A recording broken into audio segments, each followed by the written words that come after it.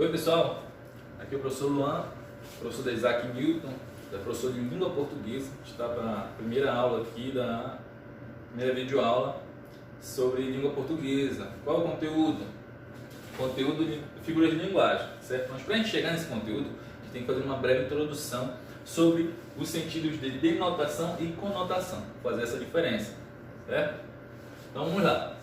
O que seria denotação e o que seria conotação? Denotação é uma linguagem, é quando o texto, a frase, a palavra, ela apresenta uma linguagem própria, certo?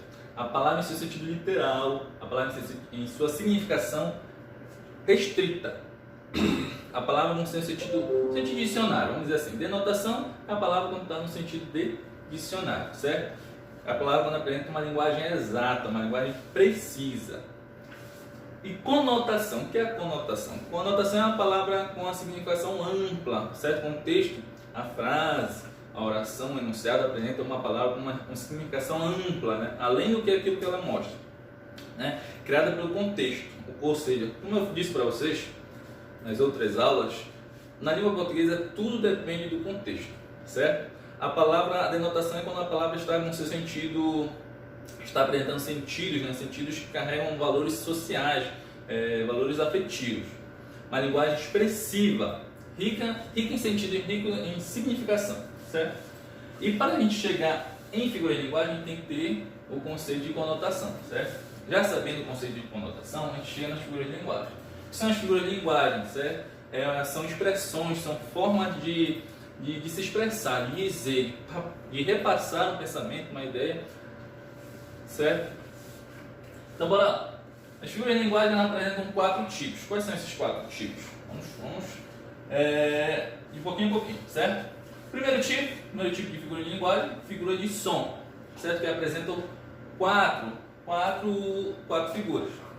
O segundo são as figuras de palavras, que apresentam mais ou menos 9 figuras, certo?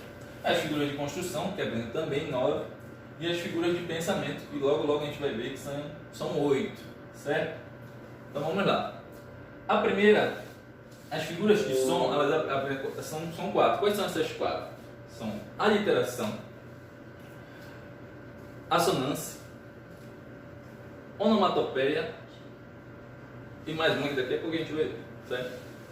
Figuras de palavras, as mais conhecidas, metáfora, metonímia, comparação, entre outros. Construção, elipse, zeugma. Pensamento, olha pensamento, hipérbole, eufemismo, certo? Daqui a pouco a gente vai ver cada uma divididinha em seus grupos, certo? Continuando, figuras de som, tá? O que são as figuras de som? São as figuras mais conhecidas também como figuras de harmonia, certo? Aquelas palavras, aquelas expressões que servem para intensificar o sentido, certo? Através do som, da fala, né, da pronúncia. Então vamos lá. Ela utiliza também palavras, sílabas e letras para reforçar o sentido da mensagem que ela quer passar. Então vamos lá. A primeira aqui seria a onomatopeia. A onomatopeia o que é? É a representação gráfica do som, certo? Presta atenção lá. Exemplo, toquei campainha.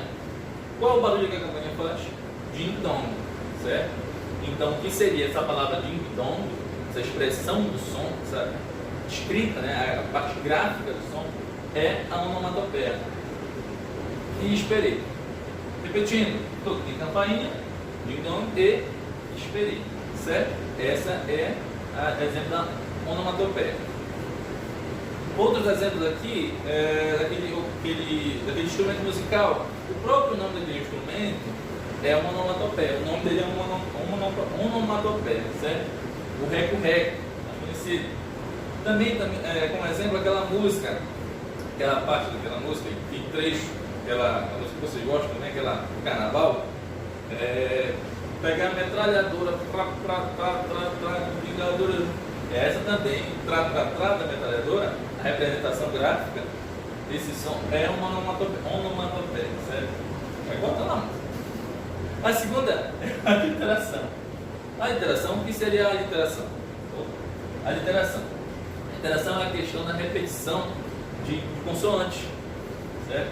Que reforçam, né? Que dão uma sonoridade, certo? Uma assonância à fala, à expressão, à frase, ao enunciado, certo? Exemplo, a literação. O rato roeu a roupa do rei de Roma. Qual é que se repete? O R se repete, certo? Intensifica a expressão. Rato roeu a roupa do rei de Roma, certo? Essas são duas das quatro figuras de som, né? Figuras de harmonia. Vai fazer de novo? Olha só. Nós vemos figuras de som, algumas figuras de som, e agora nós vamos para as figuras de palavras, certo? Figuras de palavras, elas são aqueles enunciados, aquelas frases, aquelas expressões que no contexto elas dão mais expressividade à comunicação, certo? Vamos lá, a princípio. A primeira qual seria? Metáfora. A metáfora, como ela já é a mais conhecida, né? Quando a gente fala em figuras de linguagem, figuras de palavras, qual é que vem primeiramente à nossa mente? É a metáfora, certo? O que é a metáfora? A metáfora é um desvio um desvio de sentido, de significação, certo? Como você fala uma coisa não usando o sentido próprio da palavra, certo? É como se fosse uma comparação mental sobre as características daquele objeto, daquele ser, certo? Olha lá, o pavão é um arco-íris de plumas. Por que o pavão é um arco-íris de plumas, certo?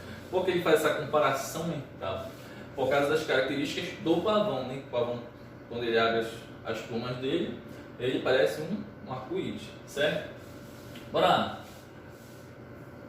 Comparação, olha só a comparação, a diferença básica da comparação com a metáfora.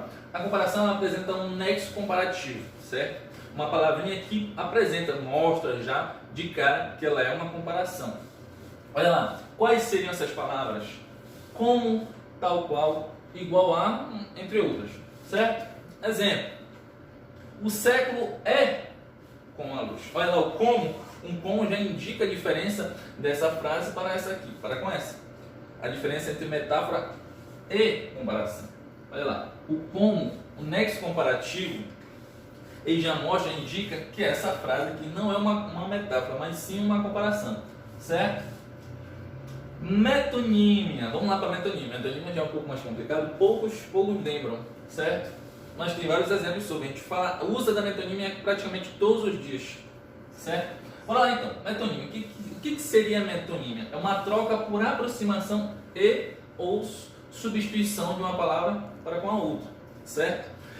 Você trocar o produto pela marca. Exemplo, produto pela marca. Não é esse exemplo aqui, tá? Produto pela marca, qual seria? Eu quero tomar uma Coca-Cola bem gelada. Mas você não fala Coca-Cola, você fala Coca-Cola bem gelada. Mas você quer transmitir qual mensagem? Você quer tomar um refrigerante bem gelado, certo? Exemplo aqui, para tirar mais uma dúvida para vocês. A gente troca o autor pela obra, ou a obra pelo autor, certo? A gente pode fazer esse erro aqui, é o autor pela obra, certo? Nas horas de folga, lia Camões. Quando você fala eu lia Camões, você não pegou o Camões, desenterrou e ficava lendo os outros dias, não. Pelo contrário. Você lê as obras dele, né? Os escritos dele, certo? Os textos dele. Continuando aqui, pessoal, vamos lá. Figuras de construção, figuras de sintaxe, a partir da gramática, tá? Das figuras de linguagem, certo? Qual é o conceito de figura de construção? Certo? Ela serve para quê? Ela interfere na estrutura gramatical da frase, certo? Com qual intuito, com qual objetivo? De oferecer maior expressividade à comunicação, à própria frase mesmo, ao enunciado. Então vamos lá, entre as 9 que fazem parte da figura de construção, nós vamos apenas selecionar 4, tá? Para dar ênfase. Vamos lá, a primeira é elipse, a segunda silepse, a terceira a pleonasmo, que é um pouco isso também de vocês, creio eu, certo? E o polissíndrito. Na apostila de vocês, no material de vocês, tem as 9 lá, mas essas são as que mais aparecem no exercício, tá? E que aparecem em concurso, em outras provas que tem, né? Depois pode. Bora lá então. A elipse. A elipse é como se fosse, na parte da sintaxe, o sujeito oculto, certo? Quando se omite uma palavra, um termo dessa oração, dessa frase, certo? mas a frase continua com sentido, certo? Com significado. Sim, não perde. Continua o mesmo raciocínio. Bora lá. Elipse é a omissão de um termo, uma palavra. Exemplo: peguei de volta meu casaco. Um exemplo simples, bem claro. Peguei de volta meu casaco. O que foi omitido aí? Apenas o pronome pessoal, o eu. Mas não perdeu o sentido, não perdeu a significação, continuou ainda com coerência, com significado. Vamos lá então. Ponto 2. Silepse. A silepse é quando há uma concordância na ideia da frase, certo? Na ideia do texto, na ideia da oração, mas, porém, todavia, não há com a palavra, certo? Com a ideia, a mensagem entendida é correspondida, mas, porém, na parte gramatical, na norma culta mesmo, certo? Se nós formos observar, não há concordância, certo? Vamos lá. Exemplo: a velha São Paulo cresce a cada dia. Quando eu falo a velha São Paulo cresce a cada dia, eu estou vendo aqui um erro da questão da gramática, certo? Qual seria? Porque a velha é uma palavra, um adjetivo, no caso feminino, uma palavra feminina, que ela está junto ao São Paulo, que é uma palavra masculina, certo? Mas qual seria a mensagem? Qual seria o significado? Que a velha se refere à cidade. A velha cidade de São Paulo cresce a cada dia, certo? Bora lá, continuando. Pleonasmo. Pleonasmo é bastante conhecido por ser a redundância, né? Tem muita gente que fala, mas não percebe. Subir para cima, descer para baixo, hemorragia de sangue, entre outros, certo? A redundância. Mas tem a redundância, o erro, né? Que é o vício de linguagem, e nós temos também a literária, né? A correta, a usada para intensificar uma ideia, certo? Então bora lá, percebam lá. Foi o que vi com meus próprios olhos. A pessoa fala, foi o que vi com meus próprios olhos. Se ela viu, claro que foi com os próprios olhos dela, né? Mas é usado aqui o pleonasmo para intensificar a ideia, a expressão da frase. Continuamos lá então. O quarto aqui. Qual seria o quarto? Polissíndeto. O polissíndeto é a questão da repetição do conectivo. Conectivo, geralmente, conectivo UE, certo? O conectivo coordenativo, a conjunção E, certo? Então vamos lá. Exemplo: quando se repete muito o e tal, isso, aquilo, certo? É o polissíndeto. Certo? Quando não existe uma repetição, é o assíndeto, com a ausência do E. Quando tem o E, é o polissíndeto. Olha o exemplo: trejeita e canta e ri nervosamente. Certo? Eu almocei, eu almocei, eu dormi, eu acordei, fui embora, passei. Assim. Quando existe a presença do conectivo, geralmente o E, vamos colocar bem aqui, destacar, geralmente o E é polissíndeto. Quando não tem o E, tem uma sequência, né? Mas não existe o E, não colocaram o E, não puseram o E, é o assíndeto. Quarta parte do nosso vídeo, certo? Nós continuamos nossa videoaula, relembrando, certo? Como ao final a gente vai relembrar agora sobre figuras de linguagem, certo? Nós vimos o que é denotação e conotação para chegar nas figuras de linguagem, certo? Nós vimos figuras de som, figuras de pensamento, figuras de palavras, figuras de construção e agora as figuras de pensamento, certo? Das 9 figuras de pensamento, nós vamos ver aqui, eu selecionei as 4 principais, né? Vamos lá então. O que são as figuras de pensamento? São uma combinação de ideias para dar mais expressividade ao enunciado da frase, certo? Então vamos lá, são 4. A primeira é eufemismo, a segunda hipérbole, a terceira antítese, a quarta é a personificação. O eufemismo é diferente da hipérbole. Em que sentido? São opostos, praticamente. Presta atenção lá. O eufemismo suaviza a expressão. Ele suaviza a expressão, deixa a expressão mais acalantada, certo? Vamos lá então, exemplo. Vovô foi jogar xadrez com São Pedro. Vovô foi jogar xadrez com São Pedro. O que ele quis dizer aqui? Certo? Que o avô dele viajou lá para o céu e jogou? Não. Que o vovô faleceu, morreu, né? É a expressão, o significado de morte, falecimento. Certo? Então ele suavizou aqui a frase, colocando, certo? que o avô dele foi jogar xadrez com São Pedro, certo? Então vamos lá. Segunda, a hipérbole. A hipérbole é o exagero, certo? Quando a pessoa aumenta, né? Que esparra, como diz o esparrento. A hipérbole. A hipérbole é o exagero, certo? Quando a pessoa aumenta alguma coisa, né? Ela ultrapassa. Antítese. A hipérbole é o exagero, né? Quando a pessoa aumenta. Vamos lá, ver o exemplo. Fulano morreu de rir, né? Fulano morreu de rir, ele riu tanto que morreu. Não, isso é um exagero, né? Isso é uma hipérbole. Ah, a pessoa chorou rios de lágrimas. Rios de lágrimas é também um exagero, por conseguinte, então é uma hipérbole. Antítese. O que é antítese? Antítese é a aproximação de palavras de sentidos opostos, né? Uma palavra de sentido oposto a outra. Palavras de sentido oposto. Exemplo: uma noite longa e uma vida curta. Uma noite, aquela música, uma noite longa e uma vida curta, lembram?